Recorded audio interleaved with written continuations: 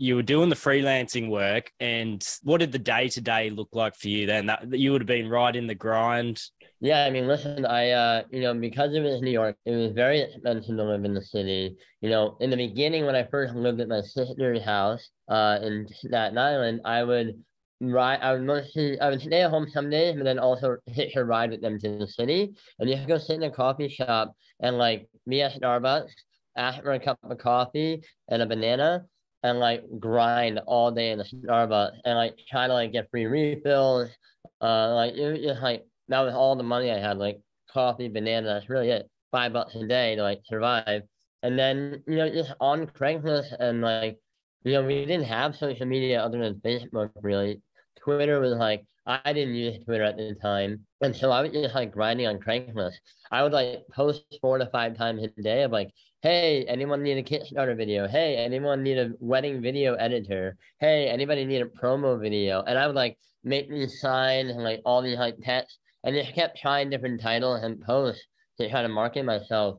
When I got out of the film and that's how I kind of got the TV and film opportunities was through the Craigslist postings. Hi, and welcome to another episode on Unlocked from Within. Today we have DRock, who's also known as DRock. He is a filmmaker, producer, creative director, and a fashion designer. DRock is notably known as the executive creative director for Gary Vaynerchuk, who is also known as Gary V.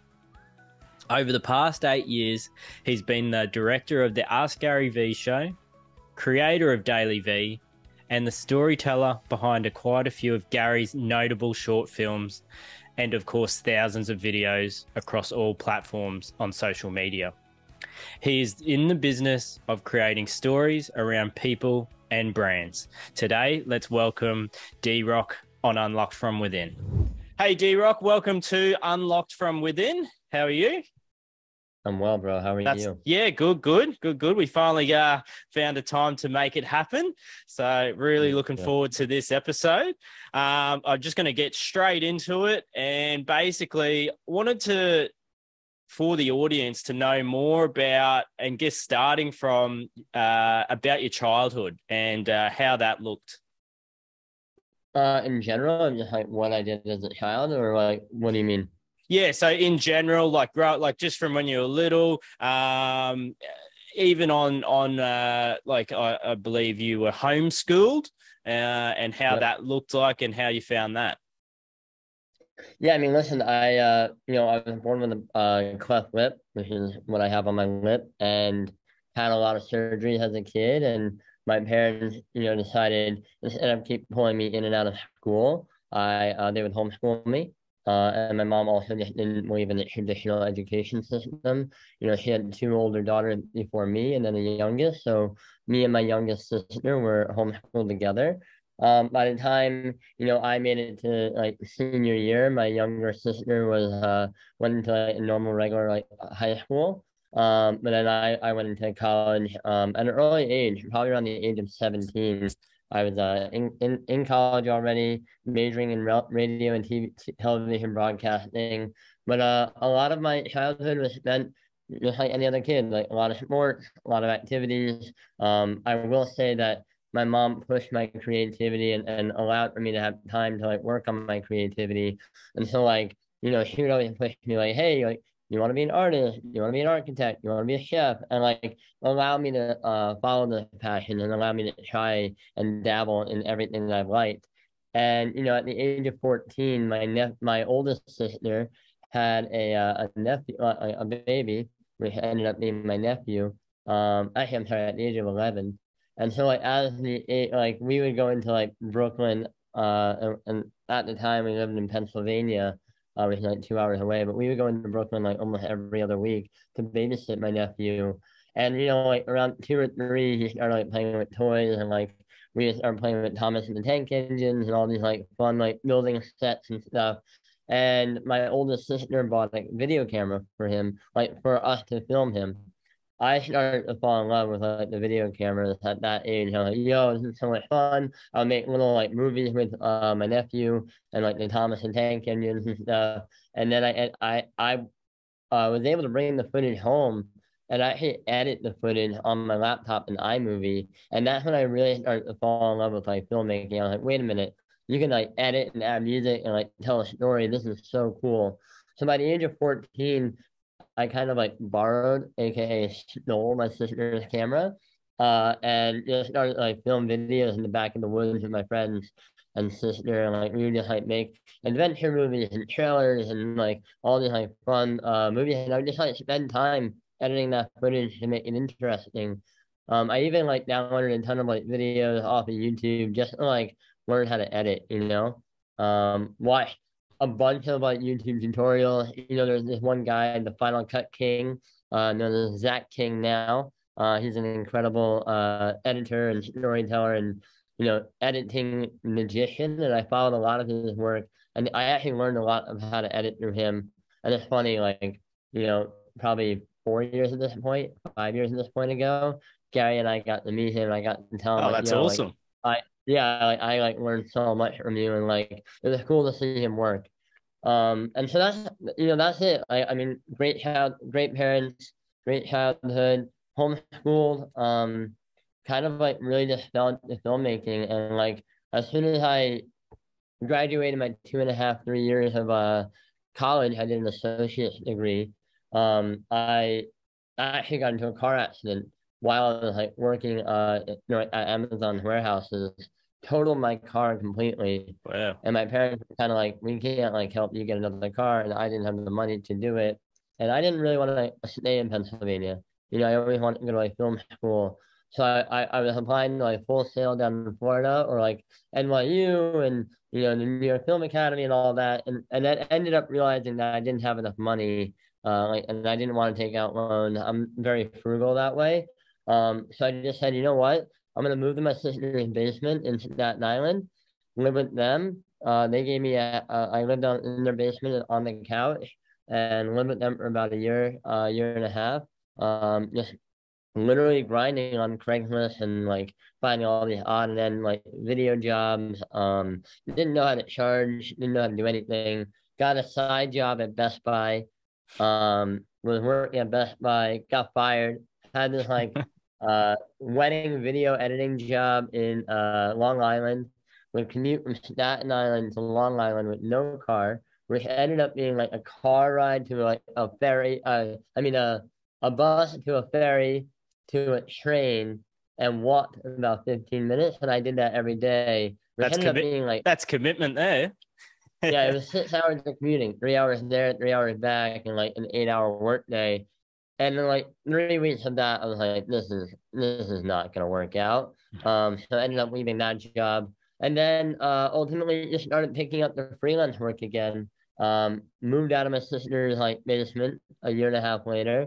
And then by the time I got to Staten, I moved out into Queens, Jackson Heights, shout out.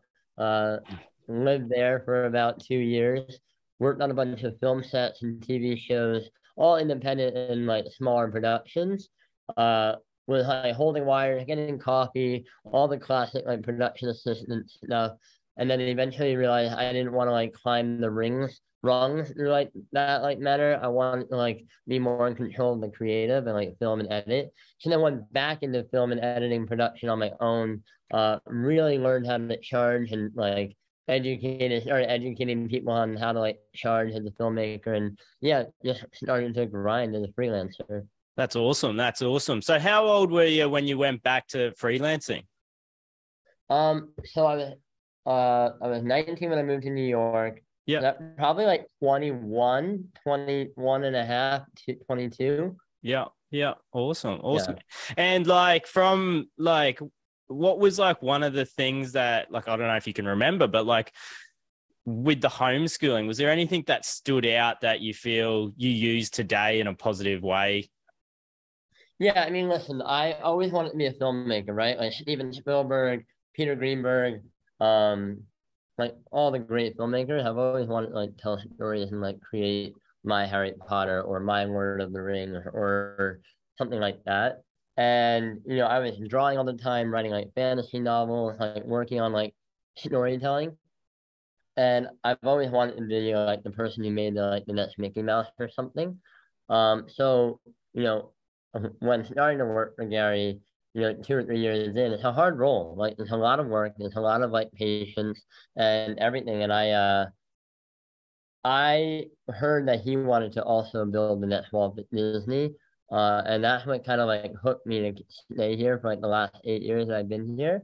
So that, like, creating intellectual property and IP and characters and developing storylines, but then also, you know, being homeschooled, I had friends and I had a lot of like people around me. My parents and sister, obviously, we were all very close. But the one thing I was on YouTube all the time studying, like watching tutorials and watching motivational videos and all this stuff. And there was one video by Will Smith, where he talked about the 9 secrets of success. Some fan like edited it together. And I watched that video probably every single day and talked about his work ethic, his drive, his hunger, how he like thinks about manifestation and all those things. And I always said, if I can make a video like that, and then like back in the day, I thought, oh, if I can make Pursuit of Happiness, or I can make 7 Pounds, or I can make, I Am Legend, like cool films that like talked about like the humanity, like how good humans were and how strong we were and capable. I thought I could like I would die a happy man. I didn't realize that what ended up happening was, and I said, like, if I can make one of those and I leave an impact on this earth, that would be insane. And I can happily say at this point in my life that I feel like I made quite a few of those videos now. And That's like I awesome. am content. I am content as a human, and I've left my imprint on this world already. I think that, moving forward now is all going to be brownie points, and I just want to keep doubling down on that and helping spread more positivity and, all the things that make a good person. So awesome, so awesome. And like with like is there any lessons or advice that stand out that your parents have instilled in you that you feel you use today and try to spread and add value to? I mean, my parents were so like good moral and like very I grew up very Christian and religious and then turned messianic too. And like I went through so much religion and so much good values and good morals. It's funny, thinking about the V Friends project that we're working on with all the like characters, animals, and like traits. As a kid, I had picture frames around my room with like courage, and it was like a lion, and it was like something like, I don't remember the elephant what it said, but like I had huge pictures of big animals on my wall, safari animals, and I That's love so them. cool, so cool. And they all had like kind traits underneath them.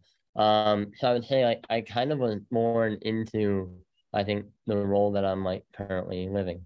Yeah, awesome, awesome. And so what, your mum, like how old were you when your mum discovered that interest in with working with the camera and whatnot? Well, I don't think my mom did anything. I think, she just enabled me. Like if I Yeah, was like doing a little bit less of my homework, but I was yeah, like creating stuff, yeah, she allowed me just in time in my room to just sit there and like work on stuff. yeah, I think, besides my athletic out like sports and like friends and like field trips and like stuff like that, I was mostly like working on stuff like either drawing maps for fantasy worlds or writing out chapters in my books or like drawing or I thought I was gonna be an architect, so I was drawing all the time and architect boards. I was drawing like characters all the time. Like I was just like always trying to like I was in like music camps. I did like violin, piano, all these different instruments. I think that really helped with my storytelling as a filmmaker, just because I fell in love with the music part of it so much. So I think she didn't really like say, "Hey, you should do this," but enabled me to explore those things. so cool, so cool. And so like doing that amount of hours back then, it was just fun for you, and I'd imagine time would have flown for you, like it wouldn't have felt like work. No, I mean, listen, like as a kid, I think you always feel like time takes forever, right? Like Yeah. you're always, like I did so many chores and I worked with my dad in construction and like I remember the days I was like working in construction from the age of 14 to like when I went to college, and then also had a summer job at the age of 16. and then also like had other odds and end jobs. I was always working, and I think those days always sucked. And I always said to myself, like, hey, if you ever find something that you truly love and you can make money and you're good at it, work your ass off. And so I think, when I found filmmaking, it became the thing, the vehicle. It's almost like an athlete and they like find basketball and they're decent at it, but they don't want to be an athlete, but they're decent enough to where they can actually, it can be their ticket out. I think filmmaking was that. I think I'm pretty ambidextrous storyteller, but I think filmmaking is the main vehicle for right now. That kind of like let me to like express myself. Yeah, love it, love it. And so how did it all come about? Like when you were doing the freelancing work, and like what did the day-to-day look like for you then? That you would have been right in the grind. Yeah, I mean, listen, because it was New York, it was very expensive to live in the city. In the beginning, when I first lived at my sister's house, in Staten Island, I would stay at home some days, but then also hitch a ride with them to the city, and just go sit in a coffee shop and like be at Starbucks, ask for a cup of coffee and a banana, and like grind all day in the Starbucks and like try to like get free refills. Like it was just like that was all the money I had, like coffee, banana, that's really it. $5 a day to like survive. And then, just on Craigslist and like, we didn't have social media other than Facebook really. Twitter was like, I didn't use Twitter at the time. And so I was just like grinding on Craigslist. I would like post 4 to 5 times a day of like, hey, anyone need a Kickstarter video? Hey, anyone need a wedding video editor? Hey, anybody need a promo video? And I would like make these signs and like all these like texts and just kept trying different titles and posts to try to market myself. When I got out of the film and that's how I kind of got the TV and film opportunities was through the Craigslist postings. If I was not posting, I would be like responding to people. But then if I was not doing that, then I would also like go into like Kickstarter and try to find founders that funded projects or trying to start funding projects and be like, hey, I'll make a Kickstarter video for you if you like let me have some of the earnings of like whatever you guys make. You don't have to pay me right now, or pay me now and I'll do a Kickstarter video. And so I did a bunch of those. But honestly, in my spare time, if I wasn't looking for work, I was working on like passion projects. I really like me and my buddy Stefan, who actually ended up coming to work at Vayner for a long time. Literally this year, he just left to go do his own thing. Oh, wow. So I'm proud of him. Him and I were in college together. And so when I hired him, him and I were working on these like short videos about like traits. So like we had this one video called Drive, and we had like what is like the motivation behind Drive, and we made this like Nike-esque video. And then we had this one video called Courage, and like then it like made a cool like, video about courage. And those things were like the videos that I actually, A, didn't get paid for, B, just wanted them out of passion, C is the reason I got a lot of gigs. Like those videos are the ones that I kept sending out. And I did so much free work. I did so much like, hey, I don't have a portfolio. I want to add to it. Let me like film you and like help create promo videos. And then on top of free work, I always picked up odd and end jobs. Like I was trying to find, like I did this one restaurant video job where I was filming restaurant videos for $20 and a good meal. And so it's cool. I got to learn a lot about different restaurants in New York City. Got a $20 bill, which then was like enough to like start saving money, and then also had meals, or like I would take that big meal that I would get and split it in two. So I like a nice lunch and a nice dinner, or two nice dinners, and I would just spread that out, man, and like grind and hustle. Awesome. And like, where do you think that came from? Like having the intuition to go, hey, I'm going to start sending stuff out for free and see if something sticks there. Like, was there something that stood out, or was it just a hunch? Yeah, it was called. Once I found that thing that I hated, like working in construction, and once I found that thing that I loved, I would fucking grind my face off. Awesome. It was Love that. It was the drive. It was the hunger of like, there's no one else in this world that's gonna help me. I need to go carve this out for myself, and that's what I ended up doing. And there was always that belief there that as long as you put in the work, something's got to stick.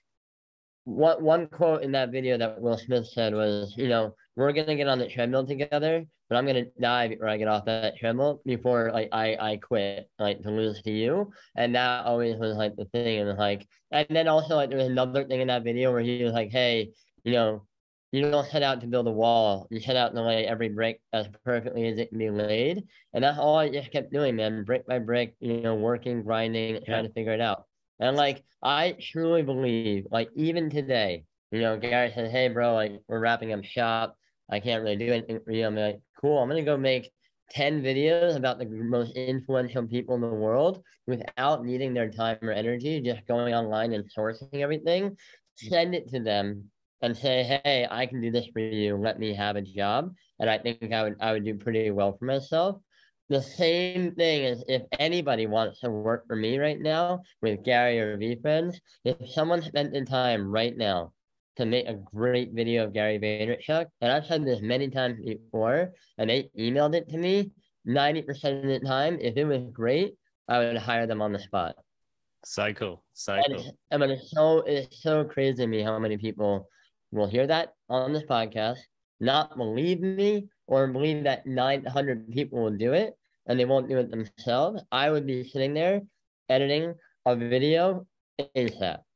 Awesome. Like, you don't get any opportunity until you make it. And I truly believe in that. I truly like, even, we were talking about like a lot of like the newer people that are coming into the workplace. And, Gary believes they have tons of options. Like, we're living in the greatest era of like optionality. Like, kids know they can make 50 grand a year just freelancing on the side. So why go into a job where they gotta like work every hour? But I also think that when kids now get the job, they think they got it, and that's all they have to do.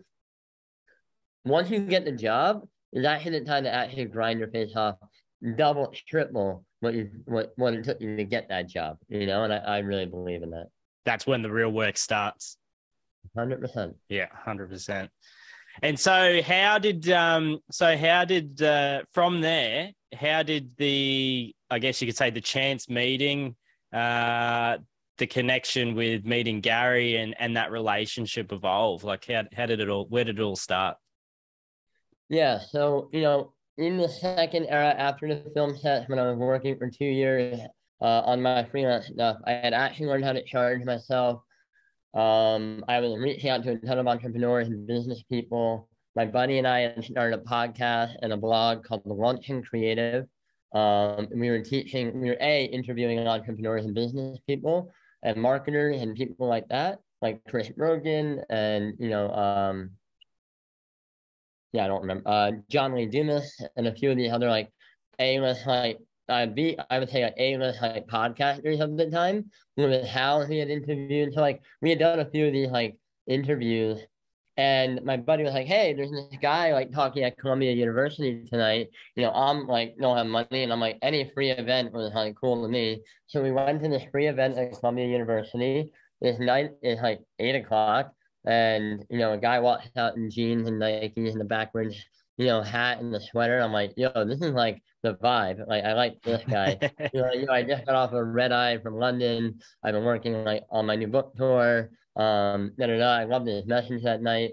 That night I went home, watched every video I possibly could of Gary. There was a lot of keynotes online, and there was a lot of like he had like interns filming like one-off videos once in a while. I didn't know anything about the wine like part of Gary. I had just watched like the few keynotes that he had online, and I said, "Hey, like, love your stuff. I think I can make a really cool and exciting video for you, free of charge. Would love to like make that for you." Thinking that if I got him, I could maybe leverage it and get a few other videos of other entrepreneurs and business people that actually might pay me. So, no response. I emailed him again a few times, no response. One day, I had made the most money I'd ever made on a freelancing job, and it was pouring rain in the city. I'm ghetto at this point, and was like carrying all my equipment, lighting, cameras, tripods, everything on my back, like the Hunchback of Notre Dame, running through the subways in New York City, pouring rain, getting soaked on, holding an umbrella, like just like a weird, like just craziness. Well, the job gets done. I'm in Midtown Manhattan. I lived at Queens like during this time, and I was like, fuck it, I'm gonna take a taxi. It's like I made money to give content. I had not ever taken my own taxi ever. Like I rode one with my ex's girl, like aunt once after like a dinner, or my mom like when I was a kid. And like I was like, fuck it, I'm gonna just do what they do in the movies, hold up my hand, order a taxi. Uber wasn't really around at all, so like that was not a thing. I didn't have the money for Uber for sure. And so I hopped in a taxi. I'm riding over the Queensboro Bridge in Manhattan here, and it's funny to tell the story because now, if you're riding the subways, there's much better like Wi-Fi and service on the trains. Now, like then there was no service. Like maybe Oh. if you go above ground. So that's why like I was on the Queensboro Bridge. I seen a tweet that Gary said of like, hey, I'm trying this app out called Kick. It's like a chatting app. A lot of kids use it for sexting now and like hooking up and stuff. But back in the day, it was like about like networking and connecting. Gary used it for like 7 minutes. He never been on the app since. He downloaded it. He said, "Hey, I'm trying out this app." It's like if he was talking about like TikTok or Whisper or any of these things that he had used in the past, and he was like, "Yo, like download the app on Twitter. Like, let's make a username. Come talk to me." Within those minutes, because I had service, I downloaded it, made a username, sent him a message with one of the video, the courage video I told you about earlier, which is a free video I made for myself and whatever. It was 1 minute long because I knew he was busy with his time. I said, hey, I would love to make a video for free. Here's a link in 1 minute. Watch it if you can. Within 3 minutes, he responded and he said, hey, I want you to follow me around for a day. So I follow him around for a day. I never met the guy. He didn't want to wear a mic. I met him. He was like halfway down the block. I met him when I got into the taxi cab. You know, I'm starting to film him like awkwardly, not even saying hello. He was on the phone with his mom. And I was like, you know what? I'm gonna put the camera down because like he's on the phone with his mom. I don't know this guy. I don't know if this is personal. And you know, he said, hey mom, I love you. I gotta go. I'll talk to you later. I picked the camera back up and I said, Gary, can you just say that again for the camera? Because I don't want to like, I didn't want to like bother you. Like, he looks me dead in my eyes. These are the first words he ever says to me. Don't ever ask me to repeat myself ever again. My time's too important. Just film, and I'll tell you if you can't film anymore. And then I'm like, okay, fuck. And then so like, I follow him throughout the whole day. I go back home. I'm looking at the footage. He's not wearing a mic again. I'm pissed. The video is like, there's no storyline. There's no arc. I'm like, what am I doing? 2 days later, I pick up the footage again. Like I walk away from it. 2 days later, I pick up the footage. And I remember this one point where Gary is recording audio for an article. But he doesn't like sit there and type. He records audio and then someone will sit there and like transcribe it. And that's the And same with all the books he makes as well.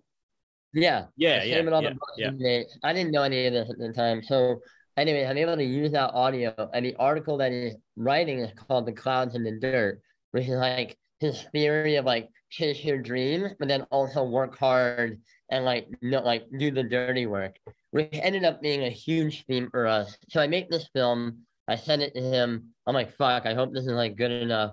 And you know, like a minute, the end of the day, he like sent me a message like, I fucking love it. He's tweeting it individually out to people on Twitter because that's where his audience was. He had like 15,000 on Instagram. He had like 20,000 on YouTube.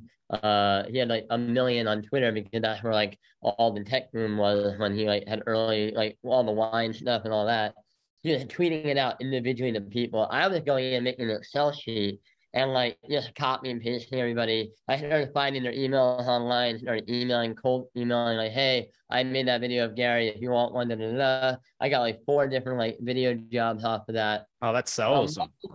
Yeah, a month later, I'm like emailing him just to say thank you because the video went over well. Like people loved it. I got a few jobs. I said thank you. If you ever need anything, let me know. Didn't really hear back from him from that. And then I was up in a 72-hour film festival, and I was like working on this film where like you get the concept, you film, you edit, and you get it all out in that, like within 72 hours. And that would have been fun. This had been my second or third one, and I loved them. But I'm on hour like 55. I'm dead. I just been shooting and editing throughout the last 2 days. And during that time, emails weren't that busy, and I had mine on a loud ding. So like ding ding, and it was like, oh fuck, what the fuck is? I was like delirious. I look at the email and I just jumped out of my seat, and I'm like, wow. Like Gary just emailed and said, hey, do you want a job? Do you want to come work for me? Oh, And that's so I was amazing. like, fuck. And I was like, no, I don't want a job. I want to like be a free. I want to do my own thing. I want to be a storyteller. But at the time, freelance hadn't really been moving that well. My ex's aunt had been pressuring me into getting a job, and also like pushing me to go to like business school or college. I applied to a few colleges, did a few tours. Was actually going to go to college in the fall of 20 like 14, 20, and then ended up taking the job with Gary. I was like, fuck it, I'm gonna just learn how to do business. You're a real entrepreneur. And then got the job, started like filming and editing. I'm sorry, just started editing like old keynotes and put them up on YouTube in different ways, made shorter clips out of them. And then a month into my job, Gary's like, because I'm like getting bored, he's like, hey, let's start this new show called the Ask Gary V Show, where like people will ask questions and I'll answer them. And then so then we just started grinding on that. And that was the journey. 2014, July 2014, I started working Gary full time. Love it. Love it. And like, I guess just to give the audience a bit of context, like what would an average day working with Gary look like? And for like, say, how long you been with Vaynermedia now and Gary V? Yeah, so I've been with Gary 8 years now. Yep. In the beginning, 2014, it was mostly just the Ask Gary V show and a bunch of random clips. And then what started happening was we started to figure out Facebook virality. And, one, like, at some point, well, before Facebook virality, Gary had asked me to film these, like, 5 a.m. basketball games with the boys. And I had to, like, wake up at 4 because I had to come all the way from Queens. So wake up at 4, come into the city on the subway, film these basketball games from, like, 5 to 7:30, and then like go to the office at 8 and like do a whole work day. So I did a bunch of these like basketball games, and then I was starting to work on these like keynotes and then the Ask Gary V show, and I started to get a little bit bored. So I was like, you know what, Gary, let me like try to make another short film like what I had done earlier in the days. And he's like, sure, but like I needed to make sure you're doing all your other work first. And so I would film. I was like, hey, I'm gonna just work on this stuff at night. Like I would like, hey, film the games, then do all the real work, like the Ask Gary V show and the keynote editing. Then like from like 7 to 10 or 11 p.m., I'd work on my passion film projects for Gary. And I had a lot of audio and like cool like storytelling from the Ask Gary V show and keynotes and random clips that I got of Gary, but I didn't have enough B-roll to like cover it up and make it look cool because I wanted like more cinematic stuff. So Yeah. like, hey Gary, can I like just come follow you around like a day or two just to get some B-roll? And so like at the end of this, he was like, sure, whatever, like, yeah, if you need to, you little artist. So then one day I like follow him around, 2 days I follow him around, get a B-roll. And at the end of it, I'm just like, bro, like your life is interesting. He's like, yeah, really? And I'm like, yeah, like this is really cool. And then he had kept asking me like, hey, help me grow my YouTube. Go find people online. Go find people that like are really about their craft and know how to grow their YouTubes. And around that time, Casey Neistat started vlogging every single day. And he started to like tell these stories that were like so intricate and interesting and like so creative. And I was like, bro, we got to do this for you. And he's like, there's no way I'm filming myself all day. And I'm like, bro, I got you. I got you. I can do it. And he's like, nah, bro, like, we're not doing that. It's like too complicated. And then, Casey really starts to take off. His numbers start flying. And I'm like, Gary, we have to do this. He's like, all right, find a pack day, whatever. And I'm like, and I start planning with the team. The one day at like 5 a.m., he asked me to film the game. I make it the day that I'm gonna go follow him around. So I follow him at like 5 a.m. to like 8. 8:39, I show up in his next meeting. And if you look in the footage of Daily V1, you'll see where he's across the street in the like after the basketball, and I film, and he looks up and he's kind of like, why are you here? And it was like that's the moment where like Gary realized that I was gonna be following him around for the day. It took me a week to like edit that Daily V, and that was Daily V1. And then he was obsessed. And we started like, we did one like another month later. We did another one like where I traveled with him to Vegas, and it was like when Snapchat was hot. So we started like really getting into storytelling. And then his new book had come out, the Ask Gary V book. So we started like to film the whole book tour and everything. And that's just how we started rolling. Before the Daily V's and all of that, we had figured out Facebook virality, where Gary had texted me on a Saturday night and said, hey, or Sunday night, and said, hey, it was like 7 p.m. He's like, yo, I really need you to show up tomorrow. I gotta just rant. I gotta have something that I have to tell people. I gotta get it off my chest. So I show up in his house at 7 o'clock in the morning on a Monday morning, film this video where he's standing out on the corner of a street. It's freezing cold out. It's like February or something. And he's like, fuck you, Monday, da da da da da da da. And he's like, this is random rant. Like, he hasn't done a lot of these at this point. Well, I get home, I get back to the office at like 8. I edit the video, get it up by 9. Gary's Facebook page, from the time that he had started it until that time, had got 500,000 fans. So that's a Wow. lot for Facebook. Yeah. Yeah. When we put that video live, by the end of that week, we had 1 million. That's it nuts. doubled his Facebook completely. And so, Wow. wait a minute, this is crazy. So then we started to like put a lot of virality clips on Facebook. We just found like a bunch of like moments in his keynotes that were interesting. Da, da, da, da. Then I'm following Gary around for a Daily V, and we're doing a podcast with Charlamagne the God and Andrew Schultz. We had already done the Breakfast Club podcast once, but Andrew Schultz and Charlamagne the God had this like side podcast called The Brilliant Idiots, and we're filming it. And there's one moment where Gary's like, yo, if you want this, you gotta bleed out of your eyes for a fucking dream. It reminded me of the Monday morning video. It reminded me of the Will Smith videos. So I chopped it up and we put that on Facebook, and it did the same thing, 1 million to 1.5. Wow. And we went, what the fuck? Yeah. Then Gary, Andy, and I all stood back and went, wait a minute. Daily V is not about the vlog. It's about all the sawdust, all the moments that we can pull out of it. And that's when we started to go ham on Facebook short clips, which then started to exponentially grow his page. Then Instagram comes out, where we're really like, we're doing a lot of quotes and like images and like we call them BSUs, branded status updates, just images with quotes on them. And like we did all this stuff, and we would do like stills of like the Ask Gary V show and be like, hey, link in the bio, go watch it. But then we started to put out all these micro clips, and that's when like Gary's Instagram really started to take off. That's and awesome. So like the daily vlogs were not the important part. It was the micro content that came out of it.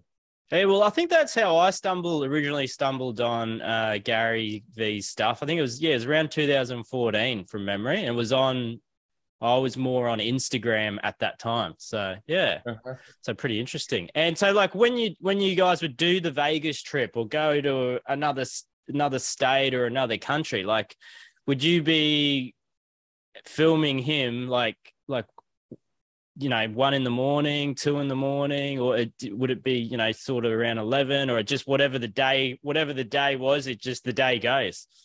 Yeah, whatever the day was, the day goes. Yeah.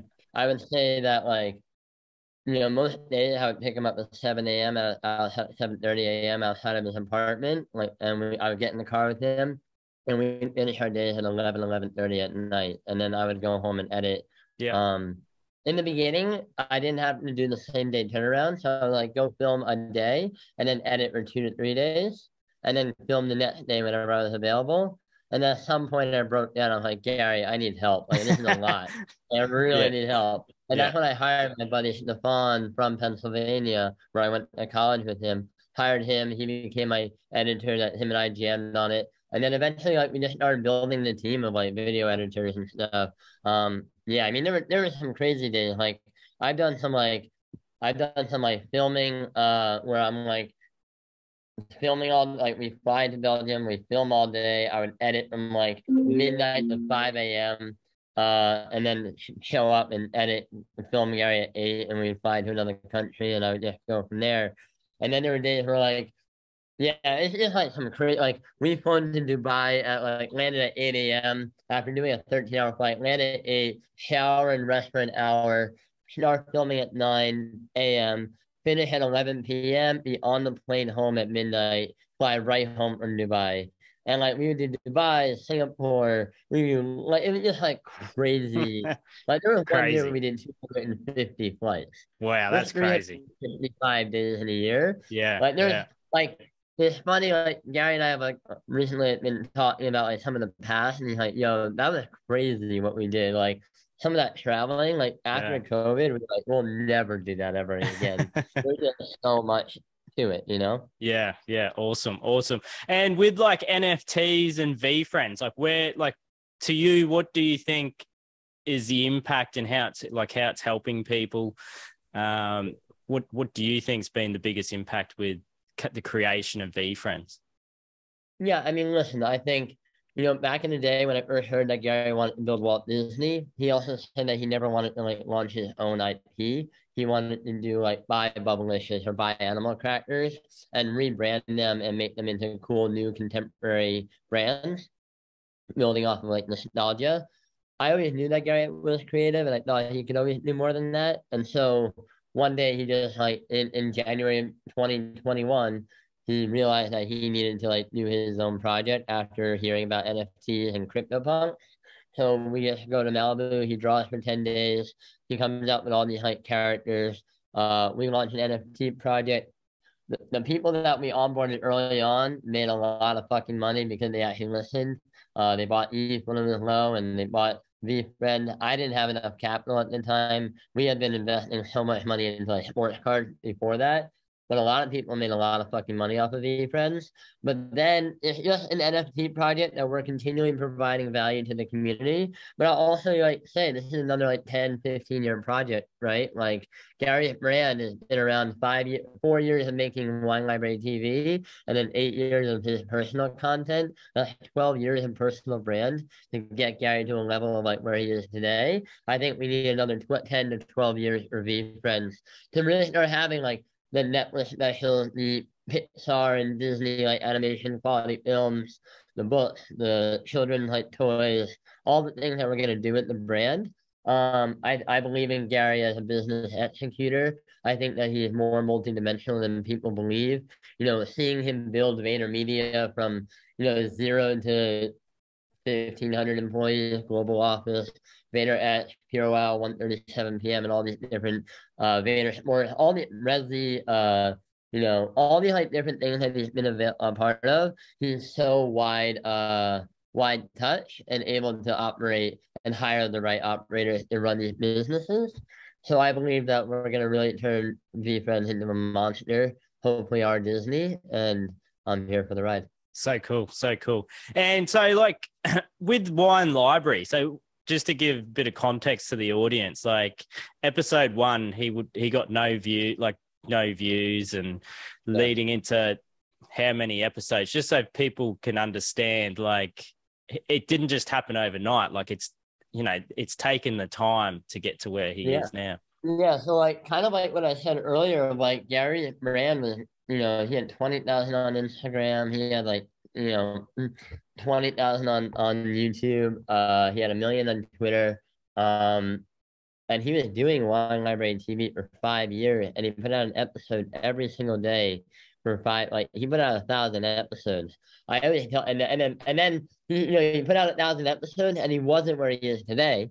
He was that was just the building blocks of like when I kind of like before I met him, and then I was like, wait a minute, like people want to build a brand, and they don't even have 1,000 episodes of anything, or 1,000 videos, or 1,000 articles, or 1,000 graphics. So I always tell people like, hey, if you really want to do the 10,000 hours, the 1,000 episodes thing, that like you need to just like put in a lot of work consistently for 3, 4, 5 years straight to just have the hope of a prayer. Seeing your ad, and people lose patience early on. Yeah, so cool, so cool. And can you tell us a bit about you're working on writing a book? What stage you're at with the book, and what was the inspiration to starting it? Yeah, I think, as I've said early on, like I've always been writing and always been like dabbling in that. I think, I've been reading a lot more books recently, and they've been changing my life. I am in the process of ideating the concept around it and figuring out all the people that are going to be included in my book. But the general concept is how to make your dream job, or how to get your dream job, or how to create your dream job. And it's going to be the story of like working for free, reaching out, doing like pro bono work, influencing people. Like there's so many people who have done pro bono work, and like, listen, we're doing a podcast, right? This is free content that you're putting out there for people to hear and listen to. There's something in this podcast that I hope people will understand, that they can go off and go do it on their own, but they have to go like take that step. And I think my book will dive deep into that, of like, they have so many pros and cons of like, people hate the word work for free. They think their time is worth something. And I always think that like my time is not worth anything until I get the opportunity and the shot and the at bat. And I feel like too many people think that their time is worth something when it's actually not. Awesome. Before it like actually is. So like, yeah, really breaking that down, interviewing a ton of people who have done it, well-known name, off-known name, people behind the scenes. I think there's, if you want to be a successful whatever, like say you want to be a successful musician right now, but you don't have the skill, or there's so many people out like who are way better than you. There's so many jobs nowadays in music besides actually the artist, and you can be a part of the outer circle or the inner circle of an up and coming music artist and crush it for them and be a part of something that you love, and not just get that 9 to 5 job because you weren't the music artist or you never made it.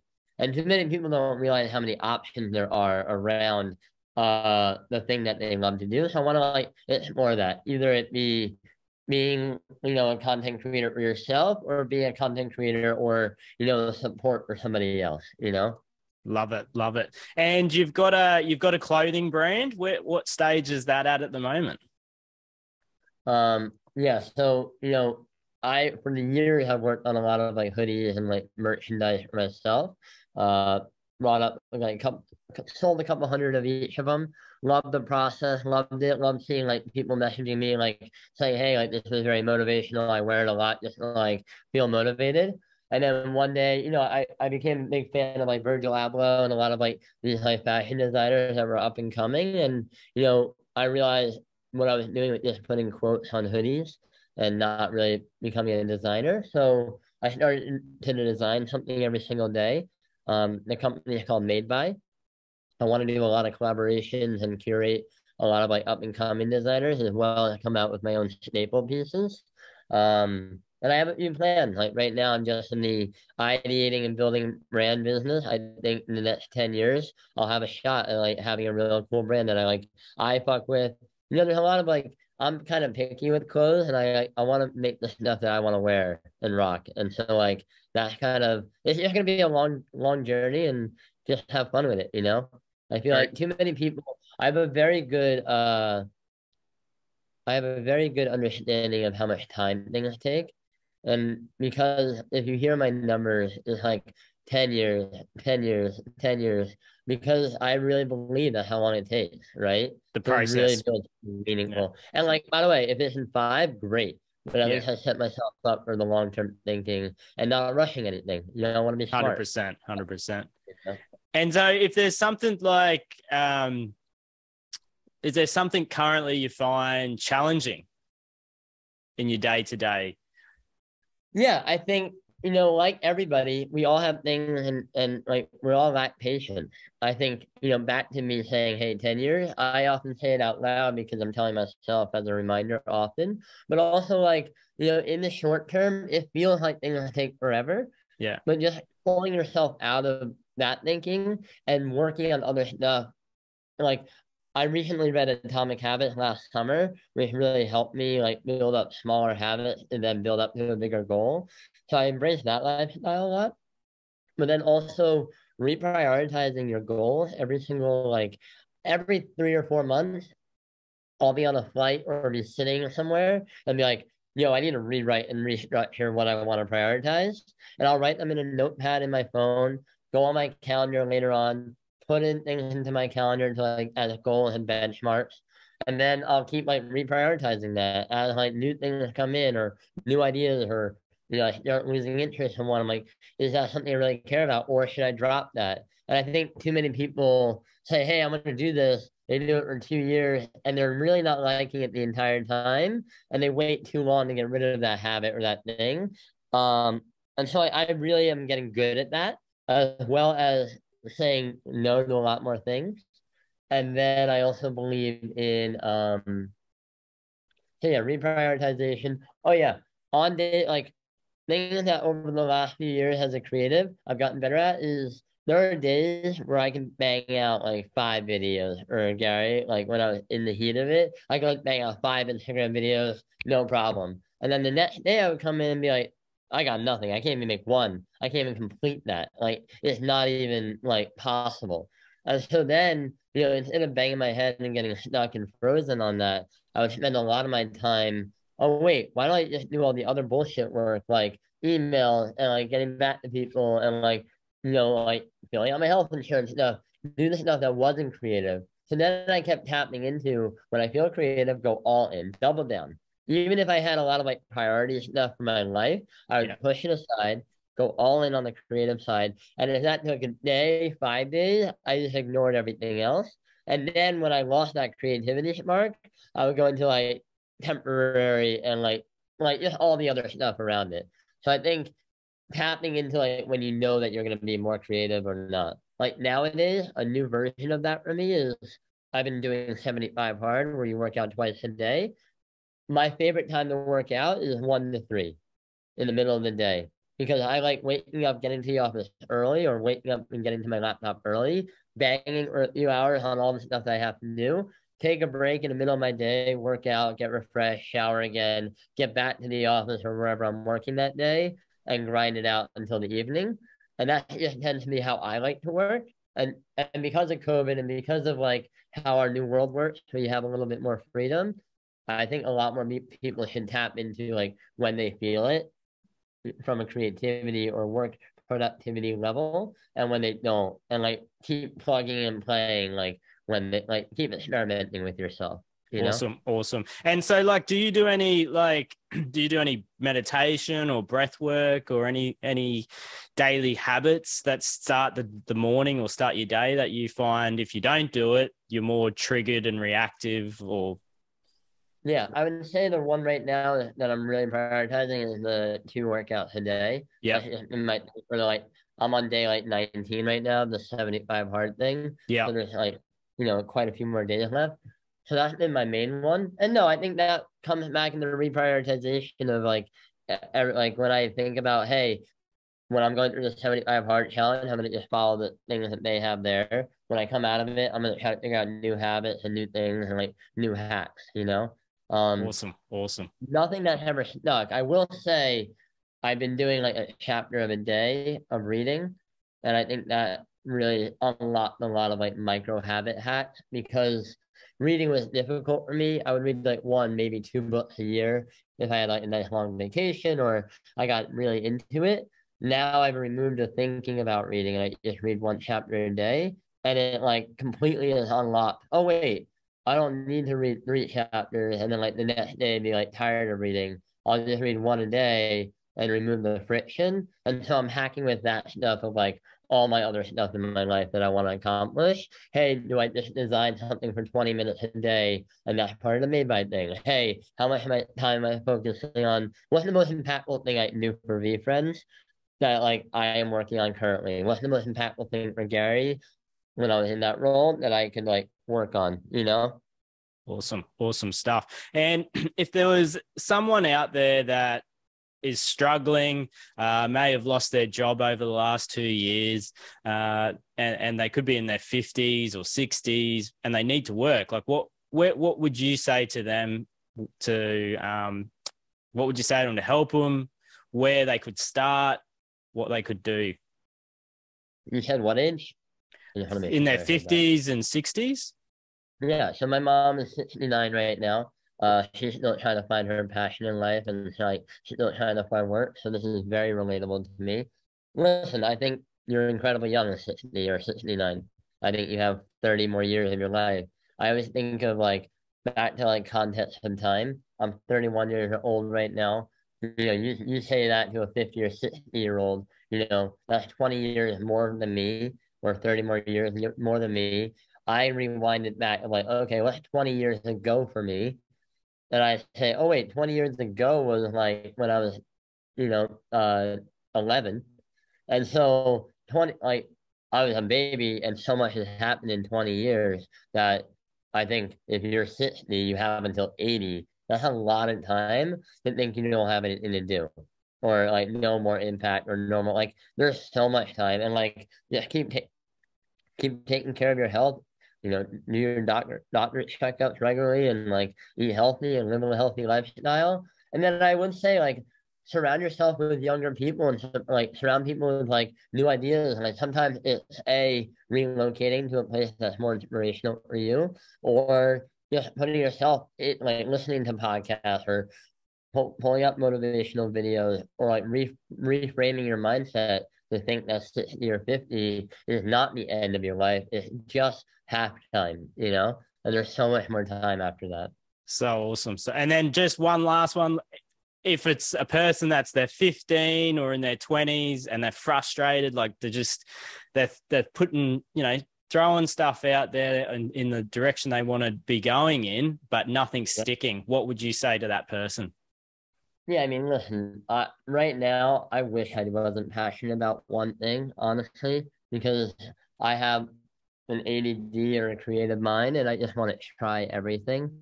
And so I would say if you are young and and old, even if you're 50 and you don't know what quite you like, I would say go dive into like the thing, like try, if you've always thought, hey, I want to be a chef, take a skill share and learn how to cook. Like, or if you want to like dabble in art because NFTs are cool and you think you have a cool project and vision, like go try it. Like a lot of times people, it's funny, I'm working on this interview with this fashion designer, and she framed it up in a good way, like make drafts. Like people always like when they set out to make a video or an article or a post, they get caught up because by the time they like finish it, they think it's not good. Where a lot of times that stuff is the stuff that's good. It's the raw, it's the authentic, it's the making of. Put it out there, get feedback from the two people that see it, keep building on that, put out drafts, put out things that are like more raw. And so I got inspired by Virgil and Kanye West, honestly. Kanye West unlocked a lot for me on Twitter because there was a time years ago when he was going to China for Yeezys and like building out his new fashion design. And he just started tweeting out a bunch of random images of like China, like objects and tags and like different things. I was like, wait a minute, this is his stream of consciousness. This is like things he's thinking about for inspiration and pulling from. And if you think about a lot of the things like Virgil Abloh does too, what Virgil does is unveil what Nike was, right? He pulled back the layer and was like, hey, these are shoelaces. This is the tongue of a shoe. This is like the sole of a shoe. Like, and he just like deconstructed what Nike was. And I think that's why it impacted a lot of things. So a lot of people are thinking, hey, I gotta come out with like Avatar, or I gotta like make my movie look like a Gary Vee short film. Meanwhile, they're not even putting out their drafts or their ideas in the rawest of form. And I would encourage people to do that. Awesome. Thanks for your time, DRock. Thanks for being on Unlocked from Within. Hopefully we get to do this again. I would love that. Hey, I really appreciate your time, Marty, and you're a great host, and thank you for having me. Thanks again, DRock. Of course. Thank you again for listening or watching another episode of Unlocked from Within.